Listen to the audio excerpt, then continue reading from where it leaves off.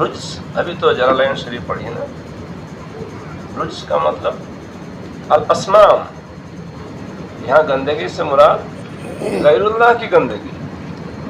توحید کو ثابت کرنے کے لیے غیر اللہ کی گندگی کو چھوڑنا پڑے گا. تو رجس سے مراد ہے بتوں کی گندگی، یہی ہے نا مولانا، الاصنام والاوثان. تو بتوں کی گندگی چھوڑنے کا حکم کب آیا؟ بالکل شروع میں آیا. حکمت دیکھیے، ادع الی سبیل ربک بالحکمت، حکمت کے ساتھ دعوت دینا. حکم آیا بالکل شروع میں، لیکن تعمیل کب کی؟ آپ دیکھیے سیرت پڑھ کے، اللہ کے رسول صلی اللہ علیہ وسلم کی زندگی پڑھ کے دیکھیے. یعنی جس وقت یہ حکم آیا تھا اس وقت جو توحید کا مرکز ہے بیت اللہ، اس میں کتنے بت رکھے ہوئے تھے؟ جی 2 3 کتنے؟ 360 بت رکھے ہوئے ہیں. سڑک کے کنارے پر نہیں، کسی بازار میں نہیں، کسی بت خانے میں نہیں. کہاں؟ جو ابراہیم علیہ السلام نے جس کی تعمیر کی تھی، جو توحید کا مرکز ہے، ساری دنیا کا مرکز ہے، اس کے اندر آپ صلی اللہ علیہ وسلم اسی کا طواف کر رہے تھے. شروع جو بھی آپ نماز پڑھتے تھے اسی کعبۃ اللہ کی طرف رخ کر کے پڑھتے تھے، جس کے اندر بت رکھے ہوئے ہیں. جبکہ حکم آ چکا ہے وَالرُّجْزَ فَاهْجُرْ، گندگیوں کو چھوڑو. تو پہلا کام کیا کرنا چاہیے تھا کہ بھائی پہلے بیت اللہ کی صفائی ہو، اس کے بتوں کو نکالا جائے. ہونا چاہیے تھا کہ نہیں؟ مگر آپ نے کیا؟ کیوں نہیں کیا؟ ڈر کے مارے؟ اللہ کی مدد آپ کے ساتھ نہیں ہوتی؟ بھئی یہ جو ہم جان دے دیتے ہیں، شہید ہو جاتے ہیں اللہ کے راستے میں کہ اللہ مددگار ہیں، تو کیا ہم سے بھی زیادہ آپ کمزور ہیں، بزدل ہیں؟ کیوں نہیں نکالا؟ یہ حکمت ہے کہ زبردستی کسی چیز کو نافذ کرنا اسلام نہیں ہے. ماحول بنائے بغیر اسلامی قانون نافذ کرنا یہ کوئی دین نہیں ہے. اگر آپ نافذ کریں گے تو وہی بلبلیہ ہوگی. 2 دن کی بات ہے، اللہ کے رسول صلی اللہ علیہ وسلم نے صرف اس وقت نہیں 10 سال تک لگاتار اس کو جھیلتے رہے مکہ مکرمہ کے اندر، بلکہ 13 سال. کتنا؟ مکہ میں کتنے دن رہے نبوت کے بعد؟ 13 سال بتوں کو چھیڑا ہی نہیں. جبکہ اللہ نے حکم دے دیا، ضرورت پڑی ہجرت کی. آپ سے مدینہ منورہ آنے کے دوسرے سال ہی غزوہ بدر ہوا. غزوہ بدر میں مکے والوں نے چڑھائی کی تھی مدینہ والوں کو ختم کرنے کے لیے. راستے میں بدر کا موقع تھا، وہاں پر لڑائی ہوئی. اس لڑائی کے اندر کامیابی کس کو ملی؟ فتح کس کو ہوئی؟ مشرکین مکہ کو. کس کو؟ رسول اللہ صلی اللہ علیہ وسلم، صحابہ کرام کو.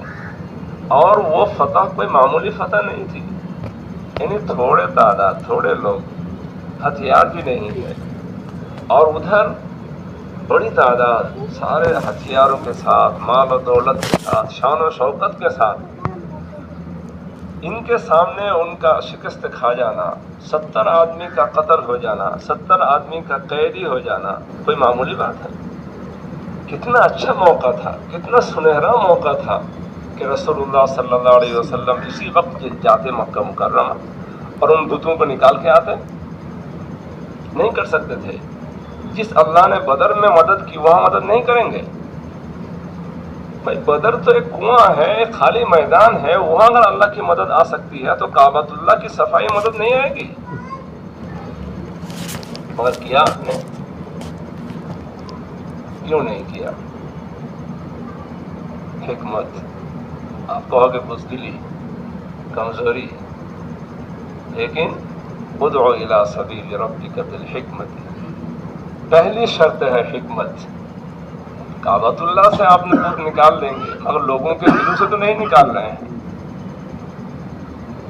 غزوہ بدر کے بعد احد ہوا، چلو احد میں کچھ شکست ہوئی.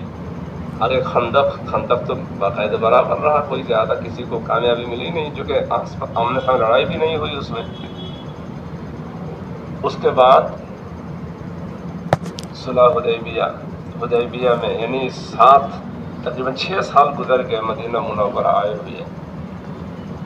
6 سال میں حدیبیہ میں آپ صلی اللہ علیہ وسلم نے انہی مشرکین کے ساتھ صلح کری جن سے اب تک لڑ رہے تھے، انہی کے ہاتھ پہ ہاتھ رکھ کے مصالحت کری اور ساری شرطیں ان کی مان لی. ان کی مشرکین کی یہ کیا ہے؟ بزدلی ہے، مصلحت پسندی ہے، کیا ہے یہ؟ حکمت ہے. یہ حکمت ہے. مشرکین نے یہ بھی شرط لگائی کہ اس سال عمرہ نہیں ہوگا، واپس جاؤ، اگلے سال آؤ، وہ بھی صرف 3 دن کے لیے. 3 دن رہ سکتے ہو اس میں، عمرہ کر کے فوراً واپس جانا پڑے گا. آپ نے مان لیا. اگلے سال 7ویں ہجری میں آپ پورے صحابہ کرام کے ساتھ تشریف لے گئے، عمرہ کیا، اسی بیت اللہ کا طواف کیا جس کے اندر 360 بت رکھے ہوئے ہیں. کون سا بیت اللہ تھا وہ؟ وہی جس کے اندر بت رکھے ہوئے ہیں. اس وقت بھی نہیں نکالا. اتنے سارے واقعات ہو جانے کے بعد بھی بھائی اس وقت تو اتنی آپ کو تو موقع تھا نا کہ بھائی 10 شرطیں ہم آپ کی مانتے ہیں، آپ ہماری ایک شرط مان لو. چلو محمد رسول اللہ نہیں لکھیں گے، ٹھیک ہے، اگلے سال ہم آئیں گے، اس سال نہیں کریں گے. ہمارا کوئی آدمی تمہارے وہاں چلا جائے تو واپس کرنا پڑے گا، تمہارا آئے تو واپس نہیں ہے. تو چلو ایک شرط ہماری مان لو کہ بیت اللہ سے وہ سب گندگیوں کو نکالو. مگر آپ نے یہ شرط لگائی؟ یہ شرط نہیں لگائی. کتنا اچھا موقع تھا بتائیے، پر رجز فہجر پر عمل کرنے کا. مگر یہاں بھی آپ نے گنوا دیا کہ آپ بھول گئے تھے، آپ نے غلطی کی. اللہ نے خود آپ صلی اللہ علیہ وسلم کی رہبری کی. وہ جو انسانیت کی خدمت، وہ بھی اللہ کی تعلیم تھی. آپ صلی اللہ علیہ وسلم نے فرمایا علمنی ربی فاحسن تعلیمی وادبنی ربی فاحسن تعلیمی. خود میرے رب نے مجھے سکھایا اور خود میرے رب نے مجھے میری تربیت کی اور اچھی تربیت. تو جو انسانیت کی خدمت کا کام کرایا 40 سال تک، وہ بھی اللہ کی تعلیم تھی، اللہ کی تربیت تھی. اور یہ جو الرجز فہجر پر عمل کرنے میں اتنی تاخیر کرائی گئی ہے، وہ بھی اللہ ہی کے حکم سے. اسی لیے تو جب حدیبیہ سے واپس ہو رہے تھے اور صحابہ کرام پریشان تھے، کوئی کہہ رہے تھے کہ بھائی یہ تو بہت بڑی بزدلی ہوئی، بہت بڑی خرابی ہوئی. عمر رضی اللہ عنہ تو بار بار پوچھ رہے تھے کہ رسول اللہ کیا ہو رہا ہے، کیا ہوتا نہیں ہے، ہوتا بالکل نہیں. سوائے ابو بکر رضی اللہ عنہ کے کسی کو تسلی نہیں تھی. اس موقع پر اللہ تعالیٰ کیا فرما رہے ہیں؟ جب آپ مدینہ واپس جا رہے تھے، اللہ کہہ رہے تھے انا فتحنا لک فتحا مبینا. ہم نے تو آپ کو فتح مبین دے دی. یہ نہیں کہ آپ کے لیے فتح ہونے والی ہے، انتظار کیجئے. فعل مضارع ہے تاکید کے ساتھ. انا فتحنا فعل ماضی، فتح مبینہ مفعول مطلق تاکید کے ساتھ. ہم نے تو آپ کو کھلی فتح دے دی. ادھر بیت اللہ کے اندر 360 بت رکھے ہوئے ہیں، اس وقت بھی اگلے سال بھی رکھے ہوئے رہیں گے جب آپ عمرۃ القضاء کریں گے. یہ کیا ہے؟ حکمت ہے. حکمت کا اگر آپ خلاصہ نکالیں، وہ ہے رسول اللہ صلی اللہ علیہ وسلم کی زندگی. قرآن اصول ہے اور آپ کی زندگی عملی تطبیق ہے. قرآن کیا ہے؟ ایک نظریاتی کتاب ہے، آپ کو طریقہ بتائیں گے، آپ کو اصول بتائیں گے، لیکن آپ اس اصول کو کیسے عملی جامہ پہنائیں گے، اس پر عمل کیسے کریں گے، اس کے لیے آپ کو کیا دیکھنا پڑے گا؟ صرف قرآن کی آیات پڑھنے سے نہیں ہوگا، کیا کرنا پڑے گا؟ رسول اللہ صلی اللہ علیہ وسلم کی زندگی دیکھنی پڑے گی۔ آپ کی زندگی ہمارے لیے اسوہ حسنہ ہے۔ قرآن نے کہہ دیا لَتَجِدَنَّ أَشَدَّ النَّاسِ عَدَاوَةً لِلَّذِينَ آمَنُوا الْيَهُودَ وَالَّذِينَ أَشْرَكُوا، کہ ایمان والوں کے سخت ترین دشمن آپ ان لوگوں کو پاؤ گے جو یہودی یا مشرکین ہیں۔ اب اسی آیت کو کوئی آدمی پکڑ کے رکھے اور یہودی کا نام لیتے ہوئے فوراً گالی بکنا شروع کر دے، یہود بے بہود اور کیا بولتے ہیں، اور ہندوؤں کا نام لیتے ہی فوراً گالیاں شروع کر دے، تو بتائیے پھر ادعوا الی سبیل ربک یہ حکم کس کے لیے ہے اور کہاں کرنا ہے اس کو؟